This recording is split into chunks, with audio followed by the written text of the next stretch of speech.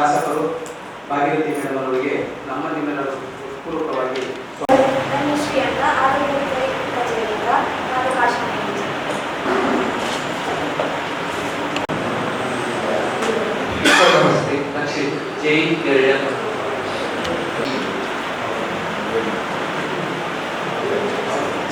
ನಾಲ್ಕು virus dengue 1, dengue 2, dengue 3, dengue 4 ಇರುವಂತಹ ವೈರಸ್ನಿಂದ EDC ಅಂತ ಹೇಳುವಂಥ ಸಣ್ಣ ಸೊಳ್ಳೆ, ಅದು ಕಪ್ಪು ಚುಕ್ಕಿ ಇರುವಂಥ ಟೈಗರ್ ಮಾಸ್ಕಿಟೋ ಟೈಗರ್ ಸೊಳ್ಳೆಯಿಂದ ಒಬ್ಬರಿಂದ ಒಬ್ಬರಿಗೆ ಹಗಲು ಹೊತ್ತಿನಲ್ಲಿ ಕಚ್ಚಿ ಹರಡುವಂತಹ ಜ್ವರ ಆಗಿರ್ತದೆ.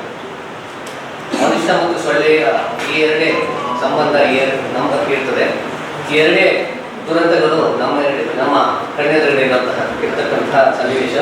ಈ ಸೊಳ್ಳೆಗಳು ಸ್ವಚ್ಛ ನೀರಿನಲ್ಲಿ ಸಂತಾನಾಭಿವೃದ್ಧಿ ಮಾಡ್ತದೆ.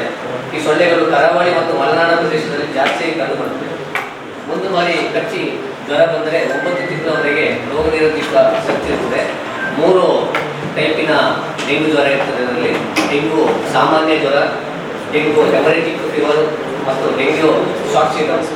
ಈ ಡೆಂಗ್ಯೂ ಶಾಕ್ ಸಿಂಡ್ರೋಮ್ನಲ್ಲಿ ಎಲ್ಲ ಅಂಗಗಳ ವೈಫಲ್ಯತೆಯನ್ನು ನಾವು ನೋಡುವುದು. ಜ್ವರ 8 ರಿಂದ 10 ದಿವಸ ಇರ್ತದೆ. ಈ ಸ್ಯಾಟಲ್ ಬ್ಯಾಕು 4ನೇ ಮತ್ತು 5ನೇ ದಿನ ಇರತಕ್ಕಂತಹ ಜ್ವರ ಮೊದಲಿಗೆ 3 ದಿವಸದಲ್ಲಿ 4 ದಿವಸದಲ್ಲಿ ಜ್ವರ ಇದ್ದು ಮತ್ತು ಕಡಿಮೆಯಾಗಿ ಆಮೇಲೆ ಜ್ವರ ಇಲ್ಲದಂಥ ಸಂದರ್ಭದಲ್ಲಿ ನಾವು ನಿರ್ದಾಕ್ಷಿಣ್ಯ ಮಾಡಬಾರ್ದು. ಕನಿಷ್ಠ ಪಕ್ಷ 7 ದಿವಸದಿಂದ 8 ದಿವಸ ನಾವು ಅದಕ್ಕೆ ಬೇಕಾದಂಥ ವಿಶ್ರಾಂತಿಯನ್ನು ಪಡ್ಕೊಳ್ಬೇಕು ಚಿಕಿತ್ಸೆಯ ಮೂಲಕ.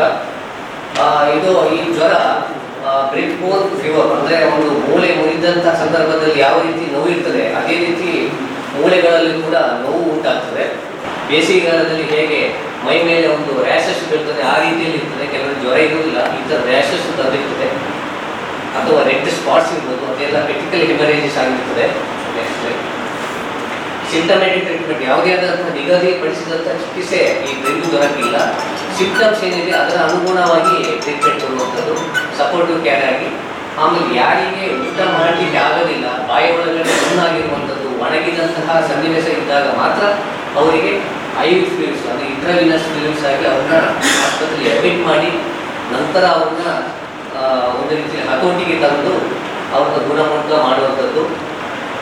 ಇದು ಮೈ ಮೇಲೆ ಕಚ್ಚುವಂಥ ಈ ಥರ ಸಂಪೂರ್ಣ ಒಂದು ಸೊಳ್ಳೆ ಒಂದು 3-4 ಜನರಲ್ಲಿ ಕಚ್ತದೆ. ಒಬ್ಬರಿಗೆ ಕಚ್ಚುವಂಥದ್ದಿಲ್ಲ. ಕೆಲವು ಸತಿ ನಾವು ಅಲ್ಲಿಂದ ಕಚ್ಚಿದಾಗ ಏನಾಗ್ತದೆ ಅದನ್ನು ತಪ್ಪಿಸ್ಲಿಕ್ಕೆ ಓಡಿಸ್ಲಿಕ್ಕೆ ನೋಡ್ತೇವೆ. ಆಗ ಇನ್ನೊಂದು ಪಕ್ಕದಲ್ಲಿದ್ದಂಥ ಮಂದಿಗಳಿಗೆ ಕಚ್ಚುವುದು. ದೇಶ ಪಾಸಿಟಿವ್ ಒಂದಾಗಿರ್ತದೆ. ಕಳೆದ ಏಪ್ರಿಲ್ ತಿಂಗಳಲ್ಲಿ ಒಂದು ಡೆತ್ ಆಗಿರ್ತದೆ ಮುರುಳಿ ಗ್ರಾಮದಲ್ಲಿ. NH1 ಪಾಸಿಟಿವ್ 145, ಆಮೇಲೆ 5 IgM ಪಾಸಿಟಿವ್ ಆಗಿರ್ತದೆ. ಮಾಡಿದ್ವಿ ಬೇರೆ ಬೇರೆ ಲೈವ್ ಇದೆ.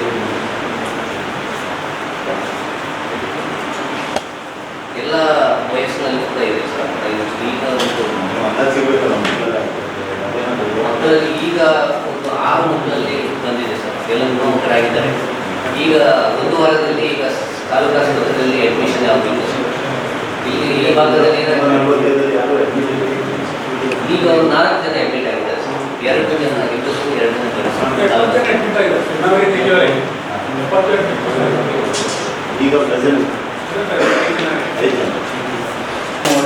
ಕಟ್ಟಿರುವ ಕಟ್ಟಡಗಳ ಬಗ್ಗೆ ಲೋಕೋಪಯೋಗಿ ಇಲಾಖೆ, ಸ್ಥಳ ಕಂದಾಯ ಇಲಾಖೆ ಮತ್ತು ಸುಳ್ಯ ನಗರ ಪಂಚಾಯತ್ನವರು ಜಂಟಿಯಾಗಿ ಸಮೀಕ್ಷೆ ನಡೆಸುವಂತೆ ಸಹಾಯಕ ಕಾರ್ಯಕ್ರಮದ ಅಭ್ಯಂತರ ಲೋಕೋಪಯೋಗಿ ಇಲಾಖೆ, ಸುಳ್ಯ ತಹಸೀಲ್ದಾರರು ಮತ್ತು ಸುಳ್ಯ ನಗರ ಪಂಚಾಯತ್ ಮುಖ್ಯ ಅಧಿಕಾರಿಗಳು ಸಭಾಧ್ಯಕ್ಷರು ಸೂಚಿಸಿದರು.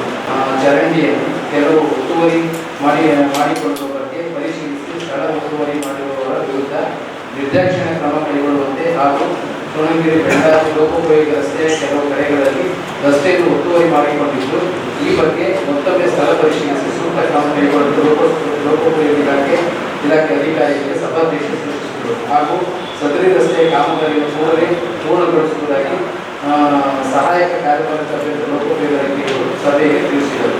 ಇದರ ಬಗ್ಗೆ ಸರ್ವೆ ಮಾಡಿ ಮಾರ್ಕ್ ಎಲ್ಲ ಮಾಡಿದ್ದಾರೆ. ಈಗ ಪೈಚಾರಿಯಿಂದ ಸೋಣಗಿರಿ ಅಕ್ರಮವಾಗಿ ತೆರವುಗೊಳಿಸಿದ ಅಂತ ಹೇಳ್ತಾರೆ ಮೇಡಮ್. ಅಲ್ಲೇನು ಅಂದರೆ ಪರಮೋಕ್ ಉಂಟು. ಪರಮೋಕಲ್ಲಿ ಕೆಲವೊಂದು ಮನೆ ಉಂಟು. ಅದಕ್ಕೆ ನಮಗೆ ಅಭಿವೃದ್ಧಿ ಆಗುವಷ್ಟು ಇದೆ ಸರ್. ತೆಗೆದಿಗೆ ಅಭಿವೃದ್ಧಿ ಮಾಡಿಸಿ ಕೆಲಸ ಆಗಿದೆ. ಮಾರ್ಜಿನ್ ಒಳಗೆ ಇದ್ದದನ್ನು ನಾವು ಕ್ಲಿಯರ್ ಮಾಡಿದ್ದೇವೆ. ಈಗ ಸರಿ ಇದರಲ್ಲಿ ಸಂಪಾದೆಯದ್ದು ಸಂಪಾದನೆ ಎನ್ಎಚ್ ಬರ್ತದೆ. ಎನ್ಎಚ್ ಬರ್ತದೆ. ನಾನು ಹೇಳಿದ್ದು ರೂಟ್ ಹೇಳಿದ್ದಾರೆ. ಆ ಮೈನ್ ರೋಡಲ್ಲೇ ನೋಡುವವರಿಗೆಲ್ಲರಿಗೂ ಕಾಣುವುದು ಆಗಲಿಲ್ಲ. ಪುತ್ತೂರು ತಾಲೂಕಲ್ಲಿ ಆಗಿದೆ, ಸುಳ್ಯದಲ್ಲಿ ಆಗಲಿಲ್ಲ ಅನ್ನುವ ಕ್ವಶನ್ ಬರ್ತಾ ಇದೆ. ಏನು ಮಾಡ್ತೀವಿ? ಇಲ್ಲ, ಈಗ ನಾವು ಎಲ್ಲೆಲ್ಲಿ ಬ್ಲಾಕ್ ಆಗ್ತಾ ಉಂಟು, ಚರಂಡಿ ಬ್ಲಾಕ್ ಆಗೋದು ಕ್ಲಿಯರ್ ಮಾಡಿದ್ದೇವೆ. ನನಗೆ ಹೇಳುದವರು ಸುಳ್ಯಕ್ಕೆ ದುಡ್ಡು ಬೇಡ ಅಂತ ಹೇಳಿದ್ದಾರೆ. ಪುತ್ತೂರು ತಗೊಂಡಿದ್ದಾರೆ ಅಂತ ಹೇಳಿದ್ದಾರೆ. PW ಅವರು ಬೇಡ ಅಂತ ಹೇಳಿದ್ದಾರೆ. ಮೇಂಟೆನೆನ್ಸ್ ಚಾರ್ಜ್ ತಗೊಳ್ಳಿಲ್ಲ. ಇಲ್ಲ, ಮೇಂಟೆನೆನ್ಸ್ ಮಾಡ್ತಾ ಇದ್ದೇವೆ. ಈಗ ಒಂದು ಆನ್ಲೈನ್ ಟೆಂಡರ್ ಆಗಿರೋದ್ರಿಂದ ಅದೀಗ ನಮಗೆ ಗುತ್ತಿಗೆದಾರರು ನಿಗದಿ ಆಗಬೇಕಷ್ಟೇ, ಆನ್ಲೈನ್ ಆಗಿದೆ. ಈಗ ಸದ್ಯಕ್ಕೆ ನಾವೆಲ್ಲೆಲ್ಲಿ ಬ್ಲಾಕ್ ಆಗ್ತಾ ಉಂಟು ಅದೆಲ್ಲ ಕ್ಲಿಯರ್ ಮಾಡಿದ್ದೇವೆ ನಾವು. ಆದಷ್ಟು ಬೇಗ, ಈಗ ಮಳೆ ಜಾಸ್ತಿ ಇದೆ. ಹೌದು, ಬರ್ತಾರೆ ಹೋಗ್ತಾರೆ. ನಿಮಗೆ ಅದನ್ನು ಹೇಳುದೇ ಇರುವಂತ DC ಕೂಡ ಅವರಲ್ಲೇ AC ಅಲ್ಲೇ ಹೋಗುದು. ಸುಬ್ರಹ್ಮಣ್ಯಕ್ಕೆ ಅವರು ಹೋಗ್ತಾ ಬರ್ತಾ ಇರ್ತಾರೆ. ಅದು ನಿಮಗೆ ಅದನ್ನು ಹೇಳಲೇ ಇರುವಂತ ಇಲ್ಲ, ನಾವು ಅಲ್ಲೆಲ್ಲ ಎಲ್ಲೆಲ್ಲಿ ಬ್ಲಾಕ್ ಆಗ್ತದೆ ಇದ್ದಾರೆ. ಇವತ್ತೇ ಹೋಗಿ, ಇವತ್ತು ಹೇಳಿ, ನೀವು ಇದ್ರು ಅಲ್ಲಿ ಹೋಗಿ ಕೆಲಸ ಮಾಡಿ. ಆಯ್ತು. ಚರಂಡಿ ಎಲ್ಲ ನೀರು ಬಂದು ರೋಡಿಗೆ. ಧರ್ಮಕರ ಗ್ರಾಮದ ಬದಲಿ ಅರಣ್ಯ ಇಲಾಖೆ ನಿರಾಕ್ಷೇಪಣಾ ಪತ್ರಕ್ಕಾಗಿ ಕಡತ ಸಲ್ಲಿಸುವ ಬಗ್ಗೆ ಉಪ ಅರಣ್ಯ ಸಂರಕ್ಷಣಾಧಿಕಾರಿಗಳು ಮಂಗಳೂರಿನವರಿಗೆ ಮತ್ತೊಮ್ಮೆ ಪತ್ರ ಬರೆಯುವ ಕೂಡಲೇ ಕ್ರಮ ಕೈಗೊಳ್ಳುವಂತೆ ಹಾಗೂ ಮುಂದಿನ ಸಭೆ ನಡೆಯುವುದಕ್ಕಿಂತ ಮುಂಚಿತವಾಗಿ ಸದರಿ ಸಮಸ್ಯೆಯನ್ನು ಬಗೆಹರಿಸುವಂತೆ ಕಂದಾಯ ಇಲಾಖೆ ಮತ್ತು ಅರಣ್ಯಾಧಿಕಾರಿಗಳು ಸಭಾಧ್ಯಕ್ಷರು ಸೂಚಿಸಿದರು. ಫಸ್ಟ್ ಆಫೀಸರ್ ಅವರು ಅಲ್ಲಿ ಏರಿಯಾದವರಿಗೆ ಡೈರೆಕ್ಷನ್ ಕೊಟ್ಟಿದ್ದಾರೆ. ಈಗ ಮೊದಲು ಅದು 190 ಸರ್ವೆ ನಂಬರ್ ಏನಿತ್ತು ಅದನ್ನು ಡಿವೈಡ್ ಮಾಡಬೇಕಿದ್ರೆ ಅರಣ್ಯ ಇಲಾಖೆ ಒಪಿನಿಯನ್ ಕೊಟ್ಟಿದ್ದಾರೆ. 120 ಡಿವೈಡ್ ಮಾಡಿ ಏನು ಮಾಡಿದ್ದಾರೆ ಮಾಡಿ 9 ಜನಕ್ಕೆ ಅದನ್ನು ಗ್ರಾಂಟ್ ಕೊಟ್ಟಿದ್ದಾರೆ. ಅದೇ ರೀತಿಯಲ್ಲಿ ಈಗ 9 ಜನಕ್ಕೆ ಗ್ರಾಂಟ್ ಕೊಡಬೇಕಿದ್ರೆ ಅರಣ್ಯ ಇಲಾಖೆ ಅಭಿಪ್ರಾಯ ಪಡೆದಿಲ್ಲ. ಈ ಒಂದು ನಿರಾಶ್ರಿತರಿಗೆ ಕೊಡಬೇಕಿದ್ರೆ ಮಾತ್ರ ಅರಣ್ಯ ಇಲಾಖೆ ಒಪಿನಿಯನ್ ಬೇಕು ಅಂತ ಯಾಕೆ ಇನ್ವೆಸ್ಟ್ ಮಾಡ್ತಿದ್ದೀರಾ? ಅದರಲ್ಲಿ ಏನು ಪ್ರೊಸೀಜರ್ ಫಾಲೋ ಮಾಡಿದ್ವಿ, ಸೇಮ್ ಪ್ರೊಸೀಜರ್ ಫಾಲೋ ಮಾಡಿ ಅದನ್ನು ನಿರಾಶ್ರಿತರಿಗೆ ಏನು ಕೊಡಬೇಕು ಮುಗಿಸ್ಕೊಳ್ಳಿ ಅಂತ ಡೈರೆಕ್ಷನ್ ಕೊಟ್ಟಿದ್ದಾರೆ. ಎಲ್ಲ ಗ್ರಾಮ ಪಂಚಾಯತಿ ವ್ಯಾಪ್ತಿಗಳ ಮನೆಗಳಿಗೆ ವಿದ್ಯುತ್ ಸಂಪರ್ಕ ಇರುವ ಬಗ್ಗೆ ಮೊತ್ತದ ಖಾತ್ರಿಪಡಿಸುವುದು ಹಾಗೂ ವಿದ್ಯುತ್ ಸಂಪರ್ಕ ಇಲ್ಲದ ಮನೆಗಳ ಪಟ್ಟಿ ಮಾಡಿ ಮೆಸ್ಕಾಂ ಇಲಾಖೆಗೆ ನೀಡಿ ವಿದ್ಯುತ್ ಸಂಪರ್ಕ ನೀಡಲು ಕ್ರಮ ಕೈಗೊಳ್ಳುವಂತೆ ಎಲ್ಲ ಪಂಚಾಯತಿ ವಿದ್ಯಾಧಿಕಾರಿಗಳಿಗೆ ಸೂಕ್ತ ನಿರ್ದೇಶನ ನೀಡುವಂತೆ ಸಭಾಧ್ಯಕ್ಷರು ಕಾರ್ಯಾಧಿಕಾರಿಗಳಿಗೆ ಸೂಚನೆ ಹಾಗೂ ವಿದ್ಯುತ್ ಸಂಪರ್ಕ ಒದಗಿಸಲು ಸೂಕ್ತ ಕ್ರಮ ವಹಿಸಲು ಮೆಸ್ಕಾಂ ಅಧಿಕಾರಿಗಳಿಗೆ ಸಭಾಧ್ಯಕ್ಷರು ಸೂಚಿಸಿದರು. ಅದು 31/3/2023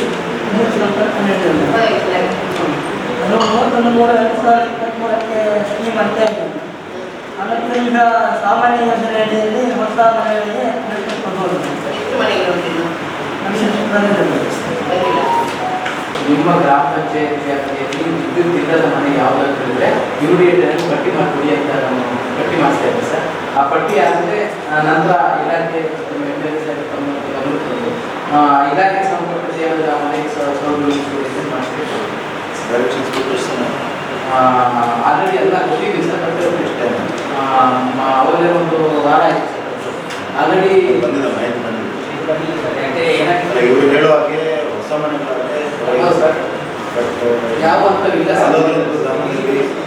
ಕರೆಂಟೇ ಇಲ್ಲಿಂದ ಮನೆ ತುಂಬ ವರ್ಷದಿಂದ ಇದ್ದರೆ ಅದರಿಂದ ಕರೆಂಟ್ ಆಗ್ತಿರೋ ಹೊಸ ಮನೆ ಇನ್ನೊಂದು ಸರ್ ಒಂದು ಡೆಡ್ಲೈನ್ ಇತ್ತು.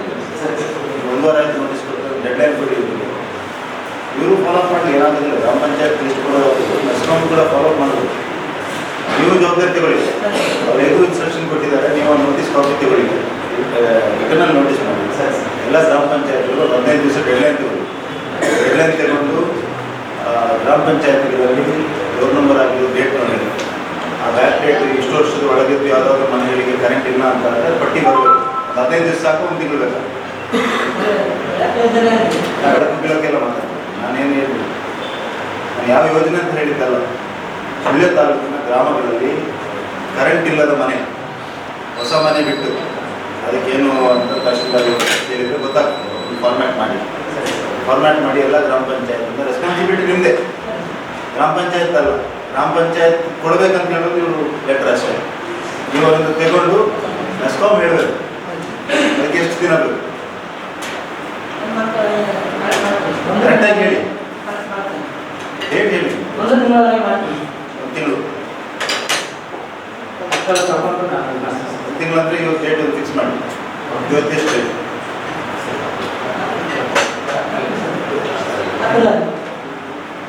15 ತಾರೀಕು. ಬರೋ ತಿಂಗಳು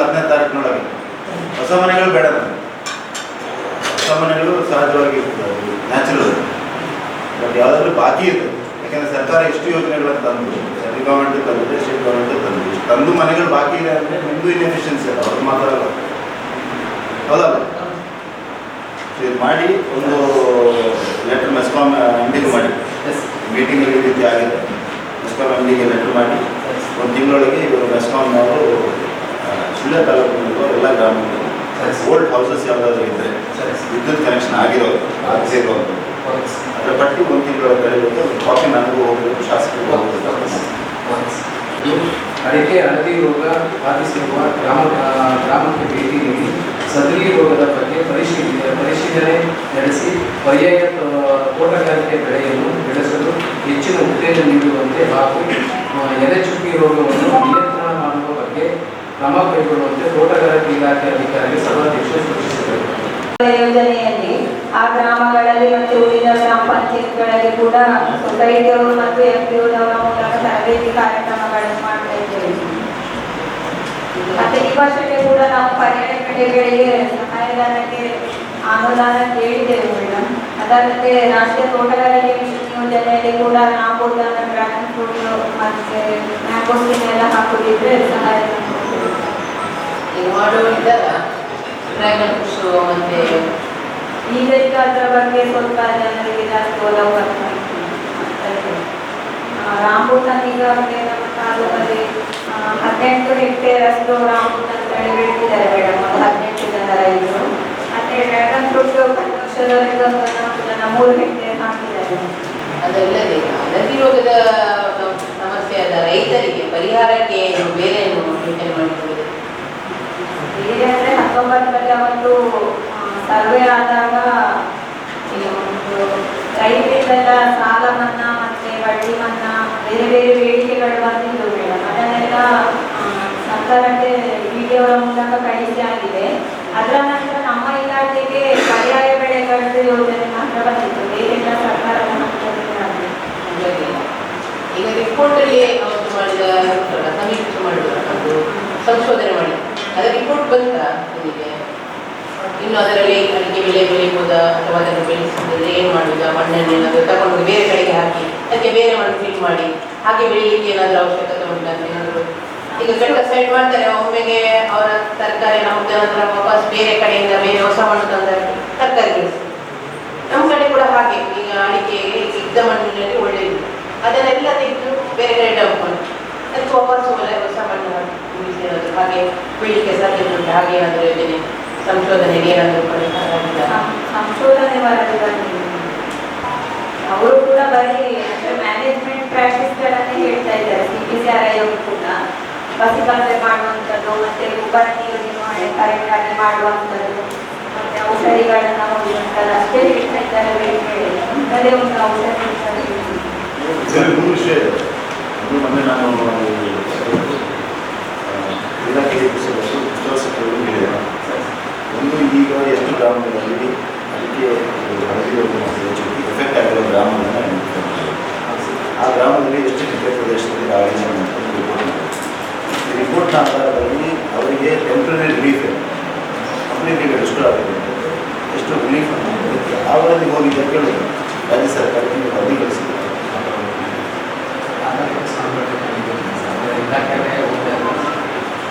ಈಗ ಏನಾದರೂ ಸೂಚನೆ ಇದೆಯಾ? ಆ ಥರದ್ದೇನಾದರೂ ಸೂಚನೆ ಬಂದಿದೆಯಾ ನಿಮಗೆ? ಇಲಾಖೆಯಿಂದ ಏನಾದರೂ ಸೂಚನೆ ಬಂದಿದೆಯಾ?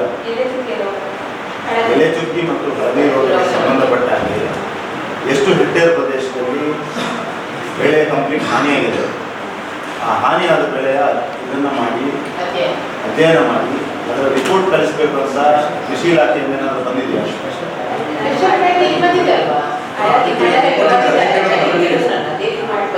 ಆ ರಿಪೋರ್ಟ್ ಎಲ್ಲಿದೆ? ನೀವು ತಾಲೂಕಲ್ಲಿ ಮಾಡಿದ ರಿಪೋರ್ಟ್ ಎಲ್ಲಿದೆ? ಸ್ಪೆಷಲ್ ಪ್ಯಾಕೇಜ್ ಕೊಡಬೇಕಾದ್ರೆ ಒಂದು ರಿಪೋರ್ಟ್ ಬೇಕಲ್ಲ? ಹಳದಿ ರೋಗ 2019ರಲ್ಲಿ ಸರ್ವೆ ಮಾಡಿ ಅಲ್ಲ, ನಾನು ಹೇಳೋದು ಅರ್ಥ ಆಯ್ತು. ಸರ್ಕಾರ ಏನೋ ಒಂದು ಪ್ಯಾಕೇಜ್ ರಿಲೀಸ್ ಮಾಡಿತ್ತಲ್ಲ, ಆರ್ಡರ್ ಮಾಡಿತ್ತು, ಅಟ್ಲೀಸ್ಟ್ ಬರಲಿಲ್ಲ. ಅದು ಬೇರೆ ವಿಷಯ. ಆರ್ಡರ್ ಮಾಡಿರ್ಬೇಕಾದ್ರೆ ಒಂದು ರಿಪೋರ್ಟ್ ಬೇಕಲ್ಲ? ಆ ರಿಪೋರ್ಟ್ ಯಾರು ಮಾಡಿದ್ರು? ನೀವು ಮಾಡಿದ್ದ? ಅವ್ರು ಮಾಡಿದ್ರೆ ಅದೇ ಮಾಡಲಿ, ತಾಲೂಕಿನವ್ರು ಗೊತ್ತಿರಬೇಕು. ಎಲ್ಲಿದೆ? ಹಳದಿ ರೋಗ 2019. 2019 ರಿಪೋರ್ಟ್ ಆಧಾರದಲ್ಲಿ ಈಗ ಬೇರೆ ಆಲ್ಟರ್ನೇಟಿವ್ ಬೇರೆ ಬೆಲೆ ಸಿಗ್ತಾ ಹೋಗ್ತದೆ. ಎಷ್ಟು 20 crores ಕೊಟ್ಟಿದ್ದಾರೆ. ಇಷ್ಟೇ ಅಮೌಂಟ್ ರಿಲೀಫ್ ಪ್ಯಾಕೇಜ್ ಅಂತ ಆರ್ಡರ್ ಮಾಡಿತ್ತು ಸರ್ಕಾರ. ಇದೊಂದು ಡಿಮಾಂಡ್ ಇತ್ತಲ್ಲ ಬೆಳೆಗಾರ. ಪ್ಯಾಕೇಜ್ ಬೇಕು. ಬರ್ಲಿಲ್ಲ. ಬೆಳೆ ಬೆಳೆಸಲಿಕ್ಕೆ ಅಂದರೆ ಕೃಷಿ ಆಲ್ಟರ್ನೇಟಿವ್ ಕೃಷಿ ಮಾಡಲಿಕ್ಕೆ ಅಂತೇಳಿ ಅದನ್ನು ಜೋಡಿಸಿಕೊಳ್ಳಿ ಅಂತ ಅದಕ್ಕೆ ಈ ಗ್ರ್ಯಾಂಟ್ ಅನ್ನು ಕೊಟ್ಟಿದ್ದಾರೆ. ಇವರು ಪ್ಯಾಕೇಜ್ ಅಂತ ನಡೆಸಿ ಪ್ಯಾಕೇಜ್ ಬಂದಿಲ್ಲ.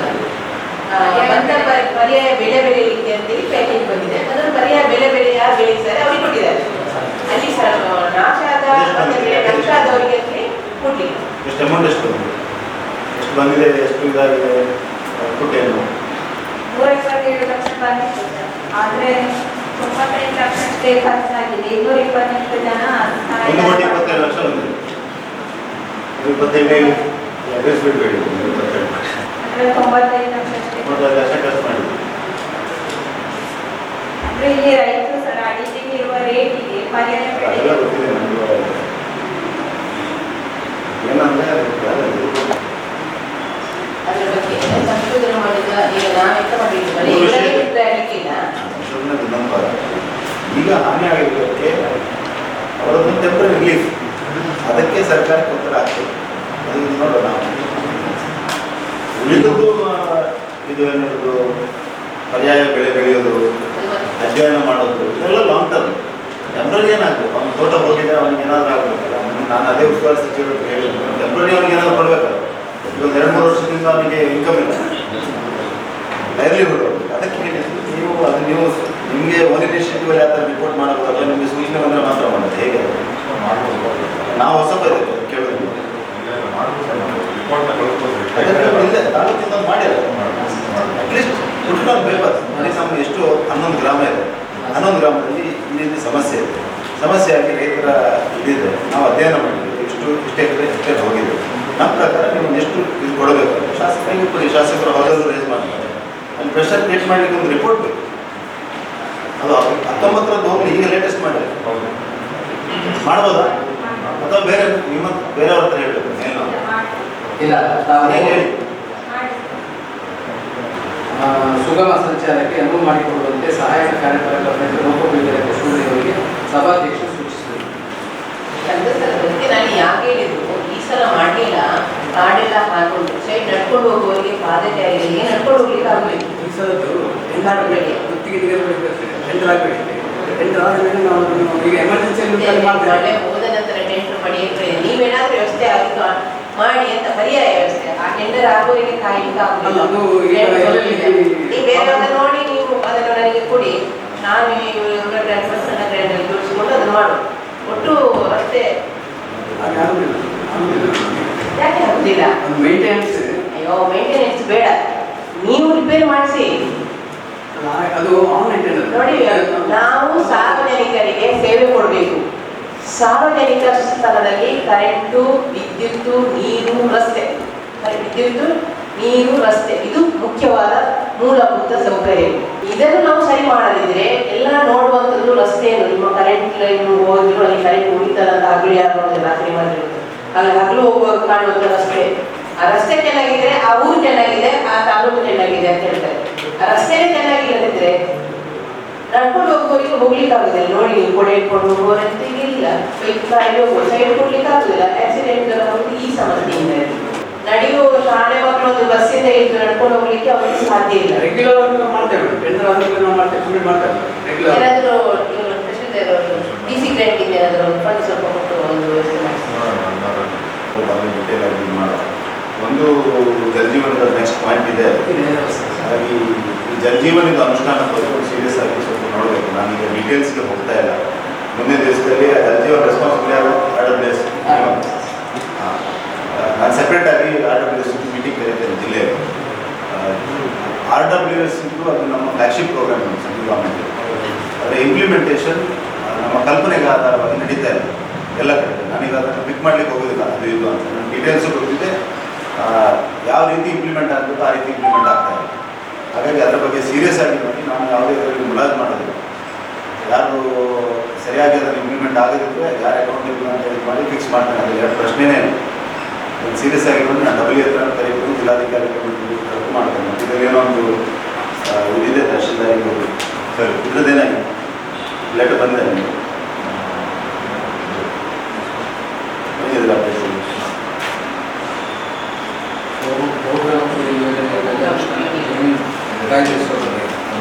ಏನದು ಸ್ಟೇಟಸ್ ಈಗ ಅದಕ್ಕೆ ಸೈಟ್ ಈಗ ಈಗ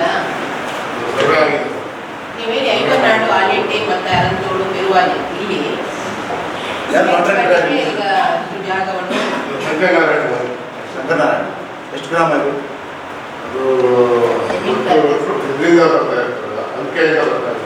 ಅಂದರೆ ನಿಮ್ಮ ಎಲ್ಲ ಗ್ರಾಮ ಎಷ್ಟಾಗಿದೆ, ಎಷ್ಟು ಪರ್ಸೆಂಟೇಜ್ ವರ್ಕ್ ಆಗಿದೆ? ಸ್ಟಾರ್ಟ್ ಮಾಡಿದೆ ಅಷ್ಟೇ. ಲೆಟರ್ ಹಾಕಿ DC ಅವರ ಜೊತೆ ಚರ್ಚೆ ಮಾಡಿ ಏಜೆನ್ಸಿ ಬದಲಾವಣೆ ಮಾಡಿ PWD ಕೊಡೋದಕ್ಕೆ ಇದು ಮಾಡಿದ್ದಾರೆ ಕೂಡ. ಈಗ ಮತ್ತೆ ನಾನು 29/6/24 ಅವರಿಗೆ ಪತ್ರ ವಿವರಿಸಿ ಲೆಟರ್ ಹಾಕಿ ವಾಗ್ದಾನ ಬಿಡುಗಡೆಗೆ. ಮತ್ತು ಈಗ ನಾನು ತಹಶೀಲ್ದಾರ್ ಜೊತೆ ಮತ್ತು EO ಮತ್ತು 2 ಏಜೆನ್ಸಿಗಳು ಮತ್ತು ಇವರ ಸೇರಿ ಒಂದು ಅಧ್ಯಕ್ಷತೆಯಲ್ಲಿ ಒಂದು ಮೀಟಿಂಗ್ ಮಾಡಿ ಭವನದ ಕೊಡೋದಕ್ಕೆ ಸ್ವಲ್ಪ ಬರಬೇಕಿತ್ತು. ಅಲ್ಲಿ DC ಬಂದಿದ್ರಲ್ಲ ಏನು ಹೇಳಿದ್ರು, ಮಾಡಿಕೊಡ್ತೇನೆ ಅಂತ ಹೇಳಿದ್ರ? ಮೇಡಮ್ ಅದೇನಾಗಿದೆ ಅಂತಂದರೆ ಫಸ್ಟು ಪ್ರಪ್ರಥಮವಾಗಿ 3,10,000 ಸಂಪರ್ಕಕ್ಕೆ ಎಸ್ಟಿಮೇಟೆಡ್ ಸಂಪರ್ಕಕ್ಕೆ 3,10,00,000 ಸಂಪರ್ಕಕ್ಕೆ ಎಸ್ಟಿಮೇಟ್ ಮಾಡಿಸ್ತಾರೆ. 3,10,00,000 ಮಾಡಿದಾಗ 10,00,000 ಮಾಡಿದಾಗ ಅಲ್ಲೇನಾಯಿತು ಅಂತಂದರೆ ಇಲಾಖೆಯಿಂದ ತಾಲೂಕು ಮಟ್ಟದಿಂದ ಮಾಡುವಂಥ ಅಂಬೇಡ್ಕರ್ ಭವನಕ್ಕೆ 1.5 ಕೋಟಿ ಮಾತ್ರ ಸರ್ಕಾರದಿಂದ ಕೊಡುವಂಥ ಒಂದು ನಿಗದಿಪಡಿಸಿದೆ. ಜಿಲ್ಲಾದಲ್ಲಿ ಆಗೋಕ್ಕೆ 7 ಕೋಟಿ ಕೊಡುವುದು ಅಂತ ಹೇಳ್ಬಿಟ್ಟು ನಿಗದಿಪಡಿಸಿದೆ. ಆದರೆ ಮತ್ತೆ ನಮ್ಮ ಆಗಿನ ಶಾಸಕರು ಏನು ಅಂತಂದರೆ 3,10,00,000 ಸಹ ಯೋಜನೆ ಸಂಪರ್ಕಿದ್ದು ಕಂಡೀಷನ್ ಮೇಲೆ ಅಪ್ರೂವಲ್ ಕೊಟ್ಟಿದ್ದಾರೆ. ಏನೋ 1.5 ಕೋಟಿ ನಾವು ಯೂಸ್ ಮಾಡ್ತೀವಿ, ಇನ್ನು ಮಿಕ್ಕಿದ ಅಮೌಂಟ್ ಸಂಪರ್ಕ ವಿವಿಧ ಇಲಾಖೆಗಳ ಸಂಪರ್ಕಕ್ಕೆ ನಾವು ಬೇರೆ ಅನುದಾನಗಳಲ್ಲಿ ಪಡ್ಕೊಂಡು ಅದನ್ನು ಪೂರ್ಣ ಮಾಡಬೇಕು ಅಂತ ಡೈರೆಕ್ಷನ್ ಕೊಟ್ಟಿದ್ದಾರೆ. ಅವಾಗ ಆ ಸರ್ಕಾರದಲ್ಲಿ ಏನು ಮಾಡಿದ್ದಾರೆ ಅಂತ 1.5 ಕೋಟಿ ಅನುದಾನ ಬಿಡುಗಡೆ ಮಾಡಿದ್ದಾರೆ. ಅನುದಾನ ಅದು ನಿರ್ಮಿತಿ ಕೇಂದ್ರಕ್ಕೆ ಸಂಬಂಧಪಟ್ಟಂಗೆ ಅವ್ರನ್ನ ಏಜೆನ್ಸಿಯಾಗಿ ಮಾಡಿಬಿಟ್ಟು ಕಾಮಗಾರಿ ಕೆಲಸ ಮಾಡೋಕ್ಕೆ ಅವ್ರಿಗೆ ಜವಾಬ್ದಾರಿ ಕೊಟ್ಟು ಮಾಡಿಸಿದ್ದಾರೆ.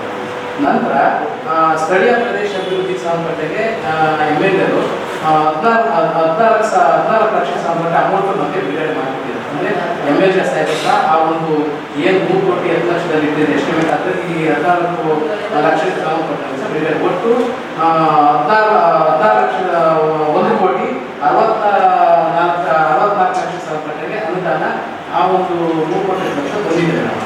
ನಂತರ ಈ ಅಮೌಂಟಲ್ಲಿ ಆಗಲ್ಲ ಅಂತ ಅಂದಿದ್ದಕ್ಕೆ ಇವರೇನು ಮಾಡಿದ್ರು ಅಂತಂದರೆ ಮಾನ್ಯ ಶಾಸಕರು ಇಂದಿನ ಸಭೆಯಲ್ಲಿ ಅಲ್ಲಿ ಸರ್ಕಾರ ಮಟ್ಟಕ್ಕೆ ಹೋಗಿ ಗಮನಕ್ಕೆ ತಂದು ಮತ್ತೆ ನಾವು 2 ಕೋಟಿ ಕೊಡ್ತೀವಿ ಅಂತ ಒಂದು ಅಸೂರೆನ್ಸ್ ಕೊಟ್ಟ ಮೇಲೆ 2 ಕೋಟಿಗೆ ಮತ್ತೆ ಒಂದು ಎಸ್ಟಿಮೇಟ್ ಆಗಿದೆ. ಮತ್ತೆ ಎಸ್ಟಿಮೇಟ್ ಆಗಿ ಅದರಲ್ಲಿ ಅದನ್ನು ಅನುಮತಿ ಕೊಟ್ಟಿದ್ದಾರೆ. ಆದರೆ ಅದರಲ್ಲಿ ರಿಲೀಸ್ ಆಗಿದ್ದು ಬರೀ 50 ಲಕ್ಷ ಮಾತ್ರ ಅನುದಾನ ಬಿಡುಗಡೆ ಆಗಿದೆ. 50 ಲಕ್ಷ ಮಾತ್ರ ಬಿಡುಗಡೆ ಆಗಿದೆ. ಈಗ ಇದೆಲ್ಲ ಜವಾಬ್ದಾರಿ ನಿರ್ಮಿತಿ ಕೇಂದ್ರ ಕೊಟ್ಟಿರೋದ್ರಿಂದ ನಿರ್ಮಿತಿ ಕೇಂದ್ರದವರಿಗೆ ಅವ್ರಿಗೆ ಪೂರ್ತಿ ಎಕ್ಸಂಪ್ಷನ್ಸ್ ಇರೋಂಥದ್ದು 2 ಕೋಟಿ ಮಾತ್ರ ಅವ್ರಿಗಿರುವಂಥ ಅಧಿಕಾರ ಮಾಡೋಕ್ಕೆ ಅಧಿಕಾರ ಇರುವಂಥದ್ದು. ಹಾಗಾಗಿ ಏನು ಹೇಳ್ತು ಅಂತಂದರೆ ಸಂಬಂಧಪಟ್ಟ ಸಮಾಜ ಕಲ್ಯಾಣ ಇಲಾಖೆಯ ಆಯುಕ್ತರು ಏನಂದ್ರು ನಿರ್ಮಿತಿ ಕೇಂದ್ರ ಕೊಡೋದು ಬೇಡ, PWD ಇಲಾಖೆ ಕೊಡಿ ಅಂತ ಹೇಳ್ಬಿಟ್ಟು ನಿರ್ದೇಶನ ಅವ್ರಿಗೆ ಸಮಾಜ ಕಲ್ಯಾಣ ಇಲಾಖೆ ನಿರ್ದೇಶನ ಕೊಟ್ಟಿದ್ದಾರೆ. ಸಮಾಜ ಕಲ್ಯಾಣ ಇಲಾಖೆ ಅಧಿಕಾರಿಗಳು ಹೋಗಿಬಿಟ್ಟು ಜಿಲ್ಲಾಧಿಕಾರಿಗಳ ಮೌಖಿಕವಾಗಿ ಈ ಥರ ಇದಾಗಿದೆ ಅಂತ ಹೇಳ್ಬಿಟ್ಟು ಗಮನಕ್ಕೆ ಚರ್ಚೆ ಮಾಡಿದಾಗ ಇದು PWD ಕೊಡುವ ರೀತಿಯಲ್ಲಿ ಮಾಡಿಸಿ ಅಂದ ತಕ್ಷಣ ಇಷ್ಟು ಮಾತುಕತೆಯಾಗಿ ಪತ್ರ ವ್ಯವಹಾರ ಮಾತ್ರ ಮಾಡಿದ್ದಾರೆ. ಇದಕ್ಕೆ ಸಂಬಂಧಪಟ್ಟಾಗೆ ಅವರು ಸಹ ಇವ್ರಿಗೆ ಹ್ಯಾಂಡ್ ಓವರ್ ಕೊಟ್ಟಿಲ್ಲ, ಇವರು ಸಹ ಅವ್ರಿಗೆ ಹ್ಯಾಂಡ್ ಓವರ್ ಮಾಡಿಕೊಟ್ಟಿಲ್ಲ. ಏನಾಗಿದೆ ಮೇಡಮ್, ಯಾವುದೇ ಒಂದು ಪೂರ್ಣ ಪ್ರಮಾಣದಲ್ಲಿ ಹ್ಯಾಂಡ್ ಓವರ್ ಕೊಡಬೇಕು ಅಂತಂದರೆ ಸಂಬಂಧಪಟ್ಟ ಇಲಾಖೆಗಳು ಸಂಬಂಧಪಟ್ಟ ಯಾವ ಅವ್ರ ಹತ್ರ ಇದೆಯೋ ಒಂದು ಪತ್ರದ ಮುಖಾಂತರ ಖುದ್ದಾಗಿ ಹೋಗಿ ಸಂಬಂಧಪಟ್ಟ MD ಹತ್ರ ಮಾತಾಡಿ ಪೂರ್ಣವಾದ ದಾಖಲಾತಿ ಲೆಟರ್ ಮುಖಾಂತರ ಅಷ್ಟು ದಾಖಲಾತಿಯನ್ನು ಮಾಡಿಕೊಂಡು ಸಂಬಂಧಪಟ್ಟ PDOಗೆ ಸಂಬಂಧಪಟ್ಟ PWDಗೆ ಹಸ್ತಾಂತರ ಬೇಕು. ಇವರು ಹಸ್ತಾಂತರ ಮಾಡಿದ್ರೆ PWD ಅಂಗಡಿ ಹಸ್ತಾಂತರ ಆಗಿದೆ ನಿಮಗೆ ಆಗಿಲ್ಲ. ಅವ್ರೇನು ಹೇಳ್ತಾರೆ ನಮ್ಗೆ ಹಸ್ತಾಂತರ ಆಗಿದೆ ಅಂತ ಹೇಳ್ತಾರೆ. ಈ ದ್ವಂದ್ವದಲ್ಲೇ ಸುಮ್ಮನೆ ತಿರುಗಿ ಕಾಣ್ಕೊಂಡು ಹೋಗ್ತಾ ಇದೆ. ಜೊತೆಗೆ ಏನಪ್ಪ ಅಂದ್ರೆ ಸುಮ್ಮನೆ ಪಬ್ಲಿಕ್ ಬೇರೆ ಶಾಸಕರು ಮುತುವರ್ಜಿ ಮಾಡಿ ಅವ್ರು ತಿಳ್ಕೊಳ್ತಾರೆ. ಬಟ್ ಇಲ್ಲಿ ವಾಸ್ತವ ಸ್ಥಿತಿ ಅಧಿಕಾರಿಗಳು ಸಂಬಂಧಪಟ್ಟಂತೆ ಫಾಲೋ ಮಾಡಬೇಕು ನಾವು. ನಿಮಗೆ ಅದು ಬಿಟ್ಟುಕೊಡ್ಲಿಕ್ಕೆ ಮನಸ್ಸಿಲ್ಲ ಎಂದು ನೀವೇ ಮಾಡ್ತೀರಾ? ನಮಗೆ 2 ಕೋಟಿವರೆಗೆ ಮಾತ್ರ ಕಾಮಗಾರಿ ಮಾಡಲಿಕ್ಕೆ ನಮಗೆ ಪೂರ್ತಿ ವಿನಾಯಿತಿ ಇರುತ್ತೆ. ಅದಕ್ಕಿಂತ ಹೆಚ್ಚುವರಿ ಕಾಮಗಾರಿ 2 ಕೋಟಿಯ ಮೇಲೆ ಒಂದು ಕಟ್ಟಡಕ್ಕೆ ಆದರೆ ಅದು ನಮಗೆ ಪೂರ್ತಿ ವಿನಾಯಿತಿ ಇಲ್ಲ. ಅದಕ್ಕೆಲ್ಲ ಲೋಕೋಪಯೋಗಿ ಇಲಾಖೆಯಿಂದ ಮಾಡಿಸಿದೆ. ಅದೇ ಪ್ರಕಾರ ತಾಲೂಕು ಮನೆ ಕಲ್ಯಾಣ ಇಲಾಖೆಯವರು ನಮಗೆ ಲೆಟರ್ ಹಾಕಿದ್ದಾರೆ. ಈ ಕಟ್ಟಡಕ್ಕೆ ಸಂಬಂಧಪಟ್ಟ ರೆಕಾರ್ಡ್ಗಳನ್ನು ನಮಗೆ ಹಿಂದಿರುಗಿಸಿದ್ದಾರೆ. ಅದರಲ್ಲಿ ಮೊದಲನೇ ಲೆಟರಲ್ಲಿ ಅಂದಾಜು ಪಟ್ಟಿ ಮತ್ತು ಅದರ ಸ್ಟ್ರಕ್ಚರ್ ಡಿಸೈನ್ಸ್ಗಳನ್ನು ಕೊಡಲಿಕ್ಕೆ ಲೆಟರ್ ಹಾಕಿದ್ದಾರೆ. ಅದೇ ರೀತಿ ಅಂದಾಜು ಪಟ್ಟಿ ಮತ್ತು ಸ್ಟ್ರಕ್ಚರ್ ಡಿಸೈನ್ಸ್ ಕೊಟ್ಟಿದ್ದೇವೆ.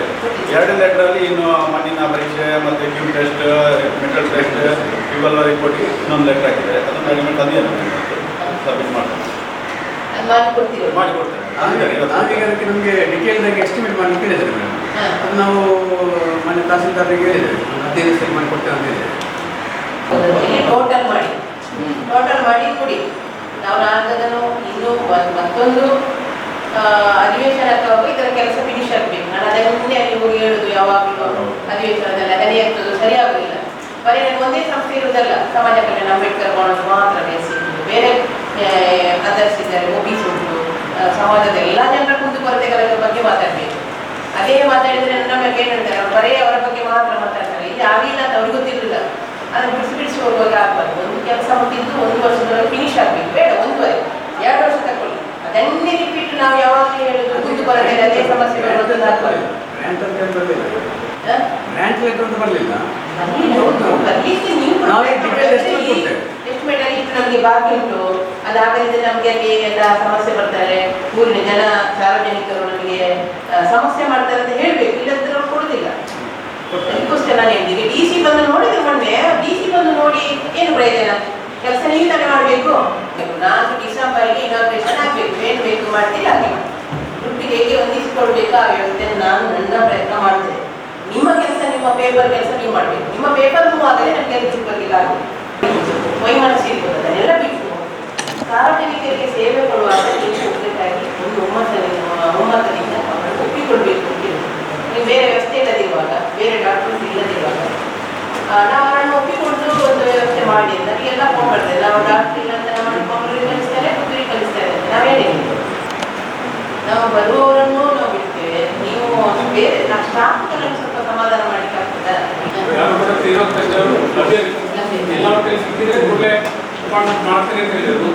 ಇನ್ನೊಂದು ಕಡ್ಡಾಯ ಗ್ರಾಮೀಣ ಸೇವೆಗೆ ಯಾರಾದರೂ ಬಂದರೆ ಅವರನ್ನು ಹಾಕ್ಬೋದು.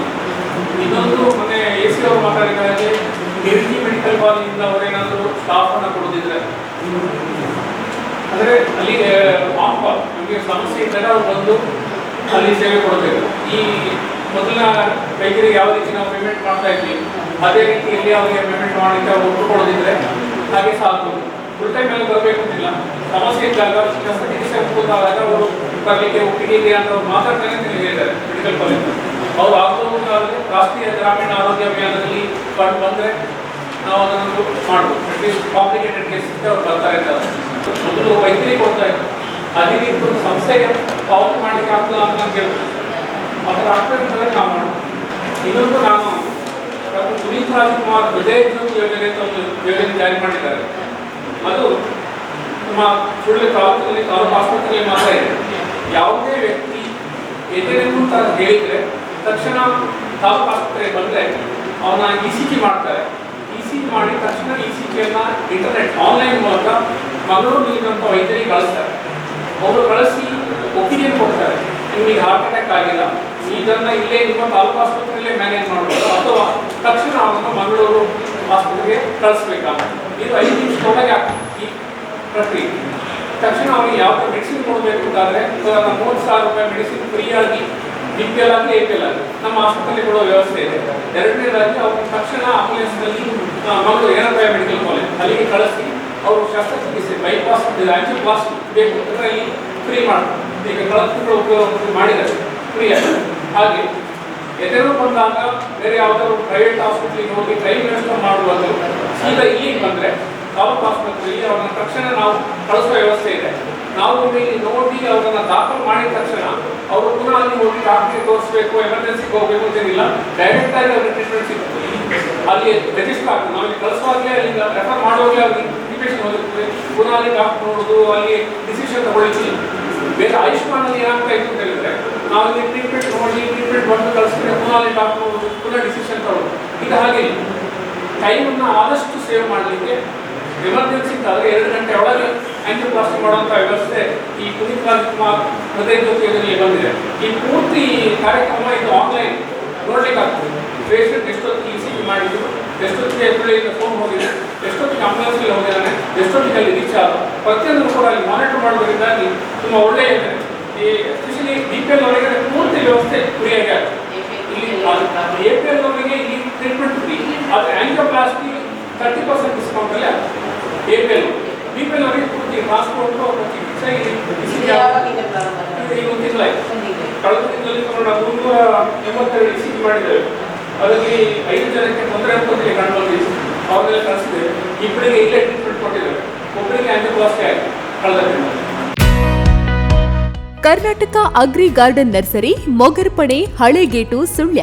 ನಮ್ಮಲ್ಲಿ ಉತ್ತಮ ತಳಿಯ ಹೈಬ್ರಿಡ್ ತೆಂಗಿನ ಗಿಡಗಳು ಹಾಗೂ ಉತ್ತಮ ತಳಿಯ ಅಡಿಕೆ ಗಿಡಗಳಾದ ಇಂಟರ್ ಮಂಗಳ, ಮೋಹಿತ್ ನಗರ, ಸೈಗಾವ್, ರತ್ನಗಿರಿ, ಸುಮಂಗಲ, ಊರಿನ ಮಂಗಳ ಹಾಗೂ ಗೇರು ತಳಿಗಳು ಮತ್ತು ಕಸಿ ಜಾಯಿಕಾಯಿ ಗಿಡಗಳು, ವಿವಿಧ ರೀತಿಯ ಹಣ್ಣಿನ ಗಿಡಗಳು, ಕಾಳು ಮೆಣಸಿನ ಕಸಿ ಗಿಡ, ಪಣಿಯೂರು 7 ಲಭ್ಯವಿದೆ ಹಾಗೂ ಶಾಂತಮಂಗಲ ಅಡಿಕೆ ಗಿಡಗಳು ಲಭ್ಯ. Karnataka agri garden nursery, Mogarpane, Halegate, Sullia. Contact 9048865019.